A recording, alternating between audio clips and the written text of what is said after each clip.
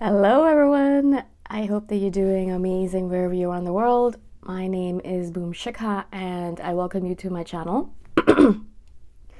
As always, I'm really grateful that you're subscribing, commenting, and just being in my channel in general because there's so many to choose from that I'm actually surprised sometimes that people watch my videos. So I'm really grateful.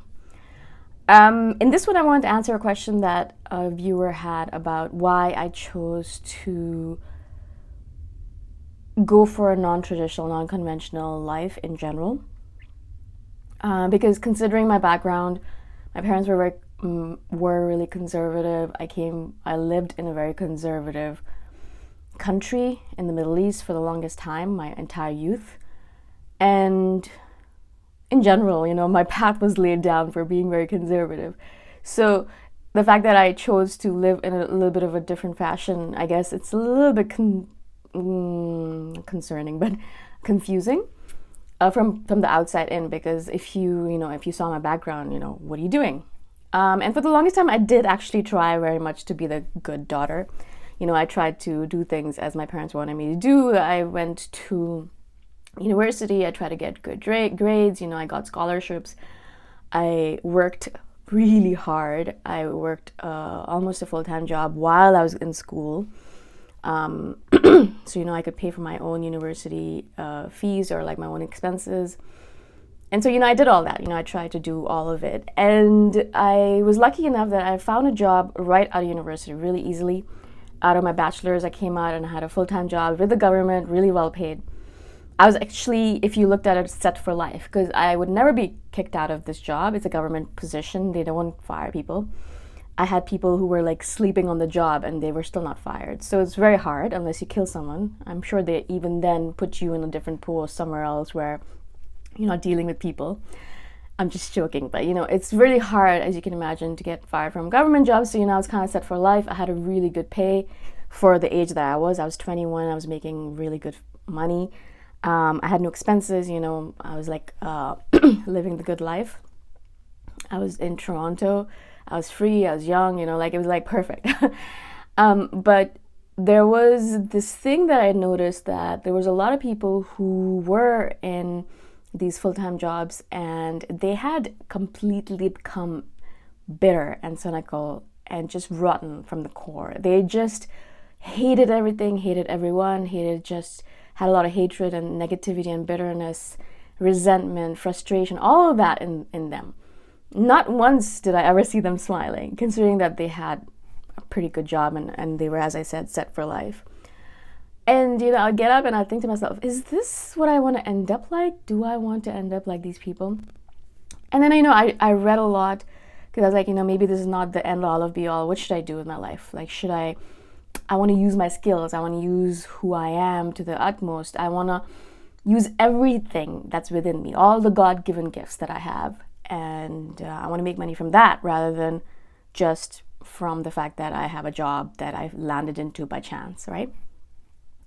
And so, I read a lot about successful people, about people who were living their dream lives, about how to live or choose your ideal career. I just read hundreds of books. And I constantly noticed that it is the people who chose the unconventional path, people like Steve Jobs or Mother Teresa or things like that, just like constantly, they were the people who were the happiest. They were the people who seemed the most content, I should say. Because happiness is a little bit of a misnomer sometimes. I feel like, what is happiness? How do you define it? But contentment is really easy to discern. When you're content, you can tell. You're serene, you're content, you feel good. Nothing sways you. You feel sturdy.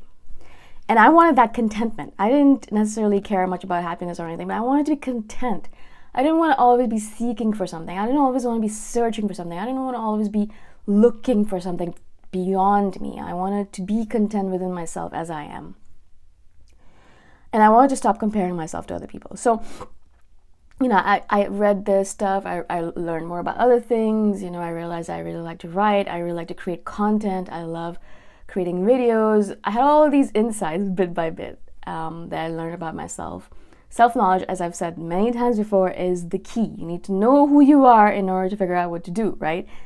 Like a lot of people end up taking paths which are not suitable to them because they think, oh yeah, no, maybe this everyone else is doing it. It's not suitable for you. You're not supposed to be doing it. And so I tried many times. I tried many times to do the 9 to 5 job, blah, blah, blah. Did not work for me. I realized at that point that it's not me that's the problem. I used to always think, it's me. It's like because everyone else is doing 9 to 5 jobs easily. Why am I the one with an issue? It must be something wrong with me. I realized, no, it's not something wrong with me. It's just that I'm not suited to this kind of role. I am trying to fit a round peg into a square hole, or the other way around, square peg into a round hole. And it was not working. I tried many times, it didn't work. And I've told you a lot of times as well, like if it's not working, like this whole 9 to 5 thing or traditional lifestyle, the problem isn't you. It's probably the fact that you can't adjust to it because it's not meant for you. You're supposed to be doing something different.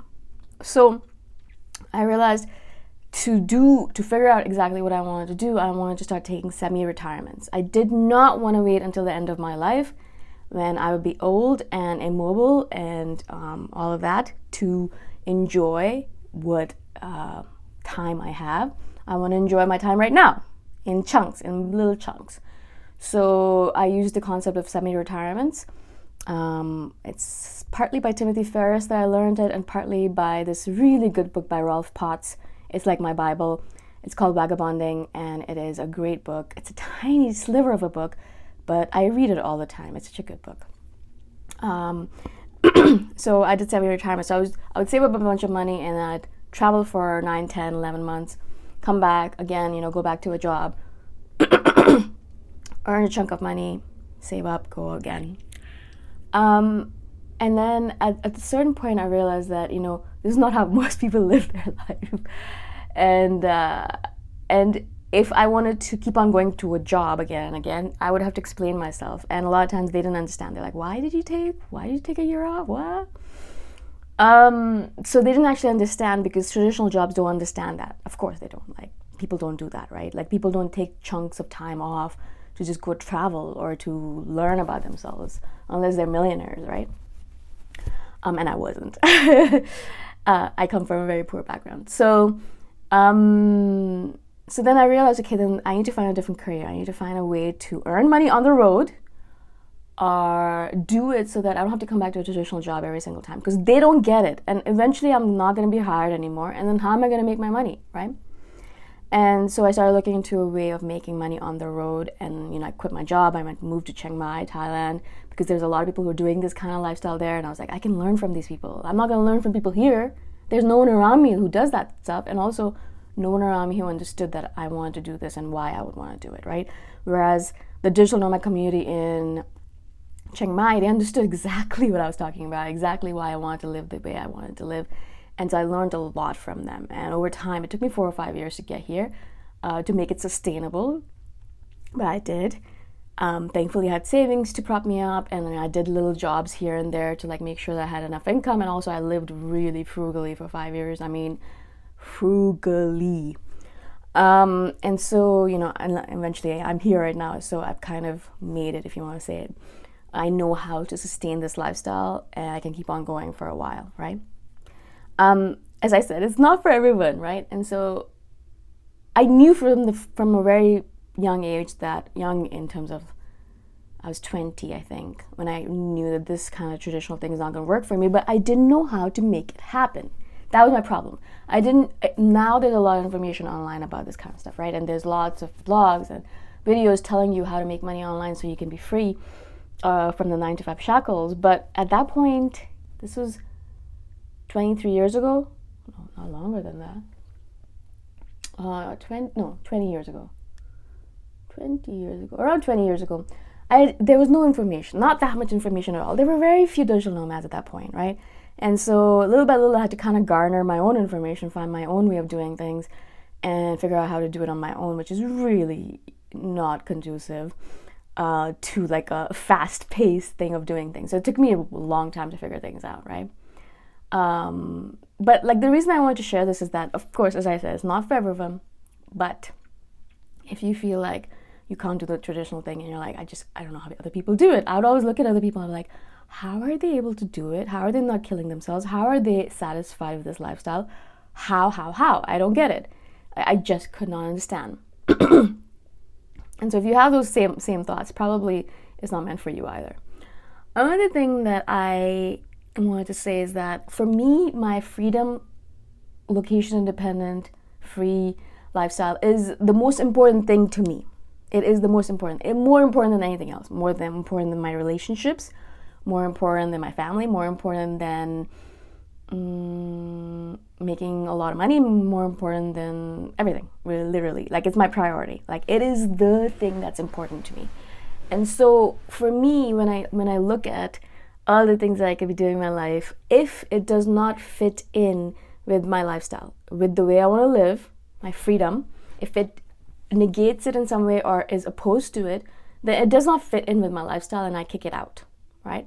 So for example, like if you look at the way I do things, like I decided not to be in a relationship. I decided not to have children for many other reasons as well, but particularly it is because the most important thing to me is my lifestyle, my freedom, my location independence, more than anything in the world. And so if I can't have that, I can't have anything, right? And so if it doesn't fit in with that lifestyle, I kick it out. I'm like, no, it's not going to happen. It's just not going to happen. And so technically there are lots of people who do have children on the road and they do the digital nomad thing with children, blah, blah, blah. I know that.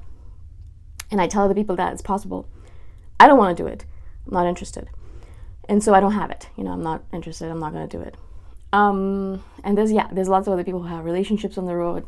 They do it. I don't want to do it. And yeah, as I said, if it doesn't fit in with that, if so, that's my priority, then I don't want to look at it, right? So I just really wanted to share a few of my thoughts on this. It's not easy. I'm not saying it's easy. I'm not saying that it's simple. I am saying that it's important to me. And so I made it a priority. So you have to figure out for yourself, as I said, self-knowledge. Figure out what's important to you. And if it is really important that you live a non-traditional lifestyle because of whatever you're looking for, then do it. Yeah. But do not do it because you think someone else is doing it and it's cool, or it's the in thing to do nowadays, it seems. And a lot of people will go and do this lifestyle and then message me after saying, I hated it, I don't like it, I'm going back home. So it's not for everyone, for sure, but try it for sure. Try it. Make sure you don't leave your job. Take a leave of absence and try it. And some people love it, some people hate it. And so you have to figure out for yourself what's important, right? I hope this answered your question. If you have any more questions about this, obviously, please let me know. I love to share all my experiences and knowledge with you. And I think that's it. Thanks so much for listening, and I shall see you the next time around. Bye for now.